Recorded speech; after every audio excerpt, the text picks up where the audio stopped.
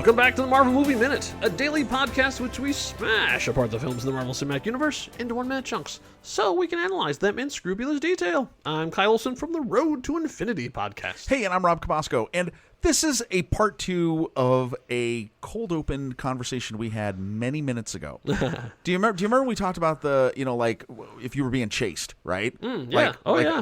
Like a monster's chasing you, what do you do? And I've always said, well, I'm not running because it's not going to work, right?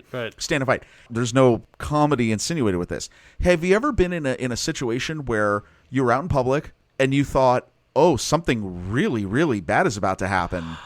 What do I do? I have had that situation. I would say this. Really? I think you probably have a better one than I do. This is a very, very minor thing. But when my wife and I, when we first were married, we lived in Minnesota. And so we went to the Mall of America. So the Mall of America is the biggest mall in the country. So it's 4 stories. It's full of... It's about to be supplanted by another mall, actually. Ah, interesting. Yeah, I know, and I know there's one actually in Canada that's bigger. It's a big tourist attraction, and locals don't go, but we used to love it because there's some great stuff in there. So we would go on a regular basis. So one day we walked in, and we walked into the mall, and just we both stopped and went, man, something's off. Both of us just got a weird psychic vibe. Both of us at the same time were like, yeah, we should go. I don't want to be here anymore. And we just turned around and walked out. Now, I would like to end that story by saying, and then it blew up. Or then it turns out you wouldn't like to end the story like that. No. Yeah, but to have a thing. But basically, both of us independently had a psychic vibe of, we need to get the hell out of here. Right. And we did. We just turned around, walked out, and left. One of the weird psychic phenomena things of just, there is something wrong, and we need to go. And nothing crazy happened? No. Not that we know of. Not that we ever found out. But it was just one of those. Like I say, I wish there was and then later on we found out. Maybe you'll never know what happened, right? Right. Well, but, okay. Just a weird psychic thing. So we haven't had I've had uncomfortable moments and stuff, things like that. But I've never had a moment, and thank goodness, and I hope nobody here has, right? But obviously the world is a crazy place, right? Mm-hmm. But it always blows my mind. If you had that, and you just gave me the perfect example of this. If you had that moment, your first inclination, I think, to most people would be we have to get away from this. Yeah. Right? Okay, we need to go. Yeah, flight. That is not at all what happens in this part of the movie. And I know you're probably, if you're listening to this, you're thinking where the hell were you going with this? Where I'm going with this is the entire population of a very busy street in New York City just decided to say, oh, that stuff's blown up. What do you think's happening? Hey, what is it? Is that a hot dog you've got there? Let's stand around and watch. What is going on? No. Anyway, it's just it's getting to the point in the movie where I don't. I've got some issues. We got some issues, and we're gonna have some really weird trivia today on minute 90 of The Incredible Hulk. We have reached the hour-and-a-half mark. Here in The Incredible Hulk from 2008, directed by Louis Leterrier. And so we pick up where we left off, which is in the helicopter heading towards the action. We had just heard the roar, and they had seen Abomination in all his greedy, long-necked glory. And so they had turned to look at Ross like, what the heck? And then Bruce says, one of yours? Yeah, it's fantastic. It's a fantastic moment. Yeah. Because it's the worm has turned. And so then Betty, the second best line of this minute, when she says, oh my God, what have you done? And Ross here's what seals this. Yes. This is what's amazing. This is the total puppy who made a mess in the living room and knows it. Yeah. And it's funny because we've talked about what a horrible person he is throughout this whole movie. Oh, yes. And now all of a sudden he's just like, oh, sorry. Yeah, because the expression that's on his face that William Hurt manages to pull off is something we have not seen Ross show the entire rest of the previous 89 minutes. Shame. He is ashamed. Not only is he ashamed, his hair's a little tousled. Yeah, he's a little disheveled. He's I done messed up. It's the most vulnerable. Oopsie. It is a moment of vulnerability that this character has not shown. Yes. Yeah. So then as we head back onto the street, obviously the NYPD got the memo because they're full on into Operation More Bullets. Yes, that's... Operation More Bullets has now become local NYPD.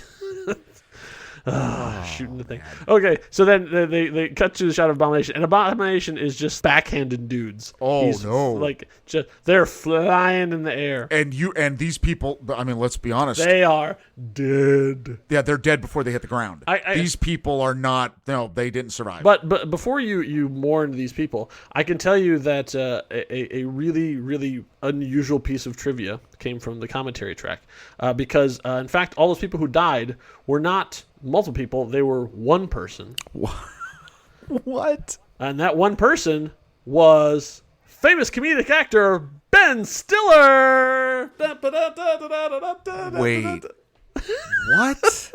Okay, so according to Louis Leterrier, the digital doubles they had were digital doubles that were created for Night at the Museum and were still in the archives of the special effects house. So all they did was take the digital double they had created of Ben Stiller and put him in different clothes, and that's everyone the Abomination is killing is Ben Stiller over and over and over again. No way! Oh, that's Apparently ridiculous. Because they're low res, like they're far away, like they're not getting big close ups of the people flying through the air. Yes, that's all. It's Ben Stiller over and over again. Okay, wait. I'm looking at this scene, but I'm looking at this now frame by frame. Yep. There's no way you could tell. Yeah. Oh, that's amazing. All those, the ones that are flying in the air, there's all Ben Stiller. Okay, that wins the award for the weirdest piece of information in season 2 of the Marvel Movie Minute. Oh, you know what? I have another piece of information that's going to come in this very minute that might be similar on the same kind of level. But before we get to that, I think there's something that the audience is waiting for. They've been demanding. They are tuned in for one thing in particular. Oh, jeez. That's right. It's time for Joris Jansky as the White Soldier, Arnold Pinnock as the Black Soldier, Tig Fogg as Asian Cop, Jason Hunter as the White Cop. Delta 4 is back. Episode 3, Facing the Fire. Okay, I didn't know. I love the fact that you did the entire intro for every part of this. That's amazing. Well, yeah, it's the opening credits to the mini movie that's happening right now. Okay. Delta 4. Delta 4. Because this, okay, so why am I making a big deal of Delta 4? I'm making a big deal of Delta 4 because of this line. This is why I love Delta 4, because they are the smartest soldiers in this entire movie. This is true. Because right here, Joris Jarsky says the line that no other soldier in the entire movie has said. You think a rifle's gonna hurt that? Thank you. Oh! Thank you. Finally. Someone actually refuted Operation More Bullets. And do you know what, though? Do you know why? Why? Because Ross wasn't there. Yeah, right. Yeah, Ross is he's the architect behind Operation More Bullets. I got to say this. It really hit me that, why is that? That's right. Because Ross isn't there. Because Delta 4, they follow their own rules. Yeah, exactly. Delta 4. So the Delta 4 comes up with their own idea. So but they have something bigger. So they turn around and pop open the case, and I believe Arnold Pinnock actually says, "Oh yeah," or "Oh wow." I don't know exactly what it was, but like a "Oh yeah," because inside there is the Stark Industries Titan AS1 V1 rocket launcher. Oh wow. Oh yeah, it gets better. Okay. Rob, do you know why I know that it's the Titan AS1 V1 rocket launcher? Why? Well, part of it comes from the Internet Movie Firearms Database. Sorry, guys. Those guys are awesome. Awesome. Those guys are awesome. However, the reason why I actually know this is because it's a Nerf gun. No. Yes, that rocket launcher is actually the Nerf N-Strike Titan AS1 missile launcher air pump dart gun that's been redressed to look like a really cool rocket. Okay, you can't see. That is literally a Nerf gun. They just added some piece to it. My jaw is completely wide open because I'm looking at the screenshot, and yes, it is. Yes, it is. If you search for Nerf Strike Titan ASV1, you will see it's exactly that. So much so that Nerf actually re-released it when the movie came out as the Hulk Abomination Blaster. Oh my god. They just, basically, the prop guys were like, yeah, yeah, that looks really good. And so they just, and this is not the first time this has happened, and it won't be the last. It's Nerf or nothing. A lot of places have redressed Nerf guns because Nerf has really great weapon design. And so they actually took this and they added a scope and they added like an extender on the back and stuff too, but it really is a Nerf gun that he pulls out and do it. It's supposed to be a Stark Industries rocket launcher, but it's actually from Nerf. They've replaced now the main missile, the main projectile is probably not the foam Nerf one that you've seen. No, not that. And they also had I think there's like a big scope that goes on, like a rangefinder thing. They added that on as well. And obviously they changed the color because the original Nerf one is orange. And then the Hulk one is green, of course, the Hulk Abomination Blaster. And actually, just a little side note on this, if you're interested in that world of taking Nerf guns and turning them into something that looks amazing, obviously you can find a whole bunch of different people who do this online, but if you're ever a fan of Mythbusters, Adam Savage has done some amazing one-day builds where he's done that to Nerf guns, and they're just incredible. Yeah, and some really neat stuff. It's a big favorite thing among cosplayers. Yeah, absolutely. Oh no, of course, and of course. And I mean, you're doing all that. So you're not like carrying a gun. You're carrying a Nerf, so it makes it a lot better. Okay, so let's just add one thing about this shot is beautiful crane shot. Yeah, it really is. Of over their heads pivoting. Yeah. In this open air Hummer, which is the way you could do this, and it looks absolutely beautiful. It's a wonderful. Again, this movie is just filled with these wonderfully well choreographed camera movements. Yeah, I think a lot of these were on a truck. Oh, I think they did like because there's a lot of like really fast. I don't think it was like they didn't put the poor Steadicam operator. Right. Say, oh, absolutely. Run! Right. I think that a lot of this is like actually on a car that they went through too, because with a shout of "Booyah!" He fires the rocket. So that's Joris fires the rocket, and this is like you say, this is where we get a beautiful tracking shot. Oh yeah. As it goes. No, I assume this is a combination of the two things, obviously, because the rocket wasn't real, nor was what is it going to hit. But I think the tracking probably was. Like they probably just raced down the street, maybe on cables, but maybe like across the top of all those cars racing through as we said the rocket, and the Abomination catches it. Oh, for me?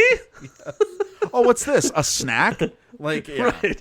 Yeah, he gets it. Yeah, exactly. He grabs it and headbutts it, and it explodes and just covers him in fire. And he laughs. It's really okay. That's a pretty badass movie. I'll tell you what. It's a cool scene because the motion blur, everything on it, it looks great. I mean, again, is aged very well.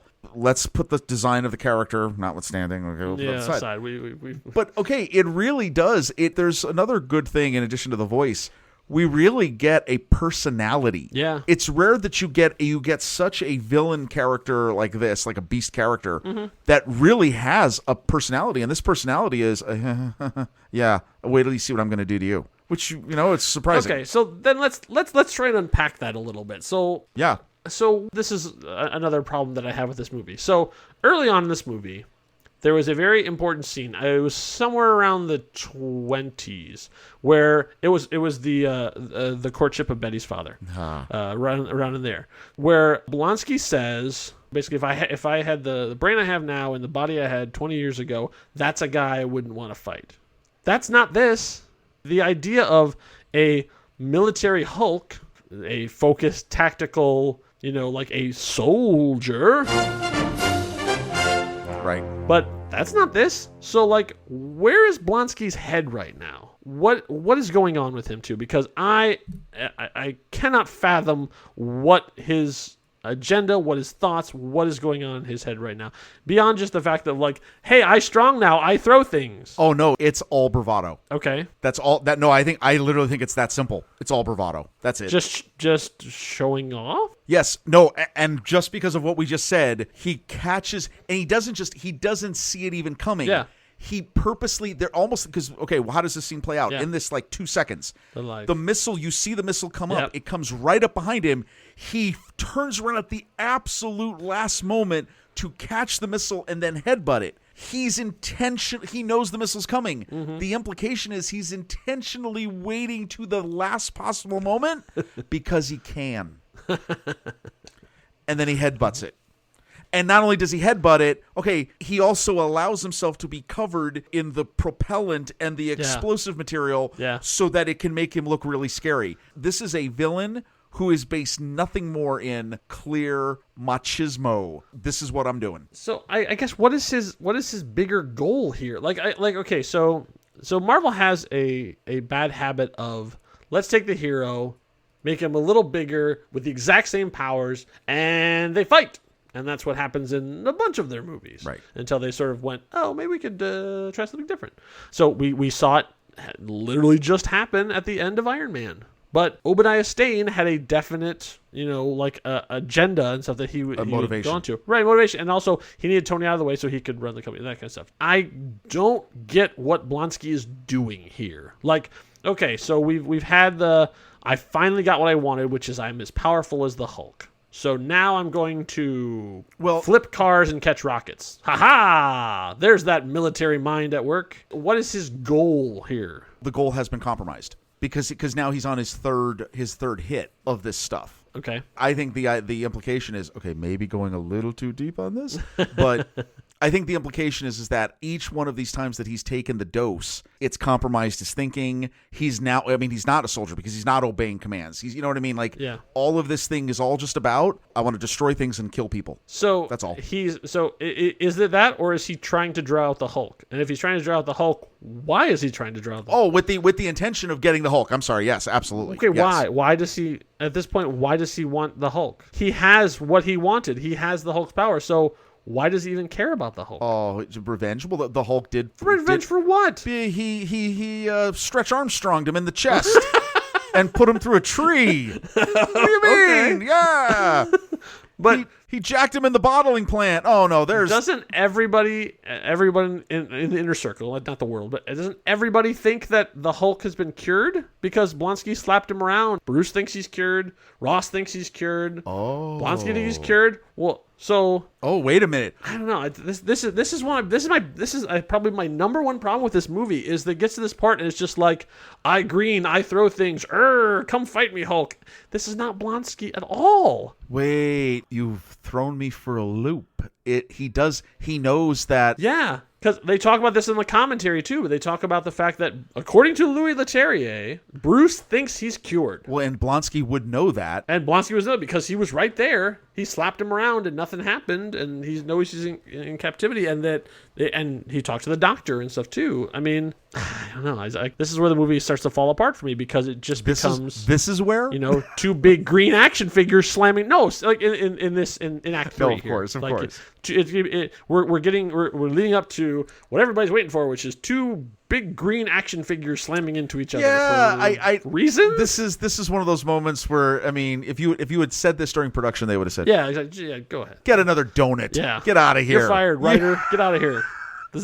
We're making a movie. I'm a writer. I think about character motivations and like, why are we here? Why is he doing this? What is his thought process behind this? And they kind of went, people want to see big green guys fighting. That's why we're here, right? Well, no, that's why you were at minute 90. Clearly, that is what this movie became in the third act. I mean, yes. For all the forces that we've talked about. Yes. Yeah, because there really is no. I mean, he is not trying to get at this point. It would make no sense for him to be saying his motivation is the Hulk because he should think that the Hulk is no longer there. Yeah. Oh. Yeah, and having listened to podcasts like this, I know that our audience are just like screaming at their phones and stuff too, like, I have an opinion on this too, and you didn't think about this thing too. Well, let us know because we love them. Yes, this has been my bugaboo with this movie since I first saw it. Where it's just this, we get to from here on out, it's just like all stakes sort of tend to drop. They did all this work developing this Emil Blonsky character. Abomination shows up, and all that character development is out the window.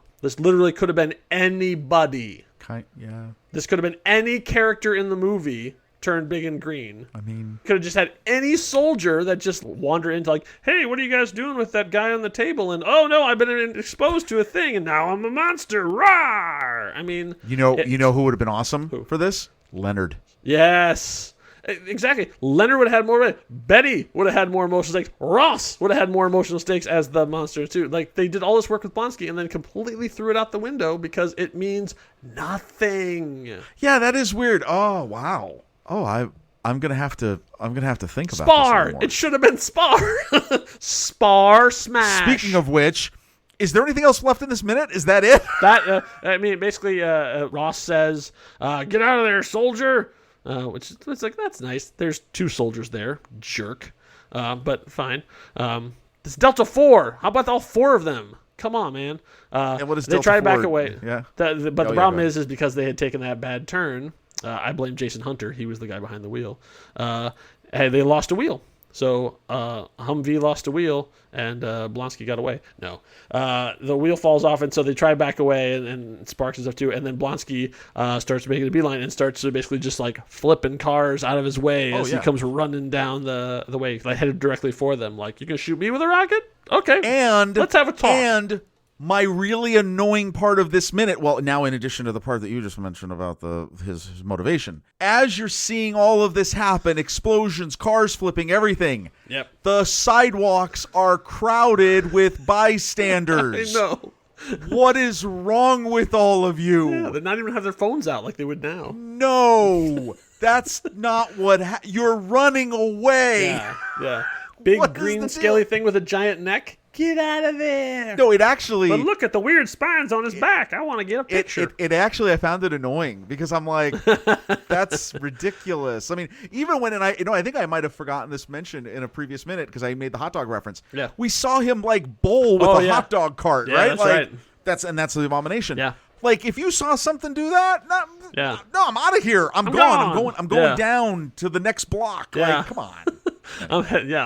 I'm headed for. I'm going uptown. Anyway, the abomination take out Delta 4. You'll have to find out in minute 91. Wow. So in the meantime, you did mention Spar. I did. You did. What does that make you think of? Once again, Major Spar. Isn't there something that's been sweeping? There is an internet phenomenon, and the thing is, I might have started this, but it's really the people who have taken up this mantle. I am just one voice among many, calling for the right for the injustice that was suffered by Major Spar. And so I may have founded it, but like it's really the people who are carrying on the 5 stars for Spar campaign. I'm not asking for your money.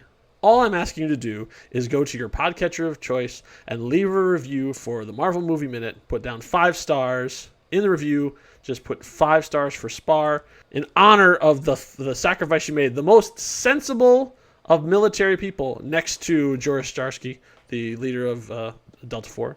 The most sensible of military people who was cut off in her prime. She deserves justice. 5 stars for Spar. Do it for the Major. The shamelessness of this podcast. It maybe will help us a little bit now audiences too, but it's about Spar. It has reached heights that I did not think were possible. Oh, an hour and a half? Yeah, all bets are off from here on out, baby. This entire week, we just want to thank you for listening this entire week, or whenever you've been listening to these last 5 episodes, right? Yeah, exactly. I know we've been on this rant of like stars, but I mean, we really would appreciate it. I mean, come on, like a lot of people have done. You could listen to a 3-minute, YouTube video about the Incredible Hulk, but are they going to talk about Nerf, Ben Stiller, Major Spar, and Delta 4? No, you're only going to get that content here. Is that worth 5 stars? I think it is. And you know who else thinks it is? Major Spar. But in the meantime, hope you had a smashing good time, everybody. We'll see you back here for minute 91. Until next time, true believers. Bye.